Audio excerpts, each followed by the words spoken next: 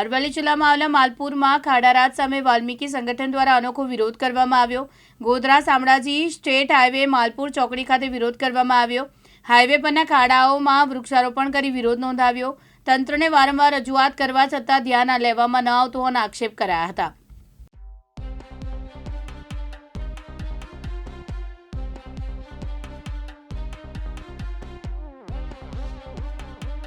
पर मोटा मोटा खाड़ा पड़ी गया है।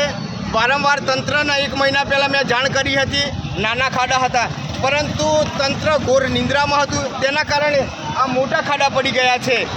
तो खरेखर मने एवुं लागी रह्युं छे कि आ निर्दोष लोकोना जीव गुमाशे। जो मोटो अकस्मात थशे त्यारे लोकोना जीव गुमाशे, मने एवुं लागी रह्युं छे। तंत्रने वारंवार दर वर्षे तंत्रने विनंती करीए छे कि आ रोड पर नक्कर काम थवुं जोईए, परंतु नक्कर काम नहीं थतुं, तेना कारणे खाड़ा पड़ी रह्या छे। वारंवार तंत्रने विनंती करवा छतांय आ नक्कर काम थतुं नथी। आ दुःखभरी बाबत छे। तो आज अमे गुजरात वाल्मीकी संगठन द्वारा अमे वृक्ष रोपवामां आव्युं छे खाडानी अंदर के तंत्र जे घोर निंद्रामां छे ए थोड़ो जागे अने जे मालपुरनी अंदर थोड़ो पण जो वरसाद पड़े तो दुकाननी अंदर पाणी घुसी जाय छे। तो तंत्रने विनंती के पाणीनो तात्कालिक निकाल थवो जोईए। जे दुकानोना अंदर माल सामान भरेલું હોય છે એ લોકોને માલ સામાન બગડી પણ ગયો છે માલપુરની અંદર।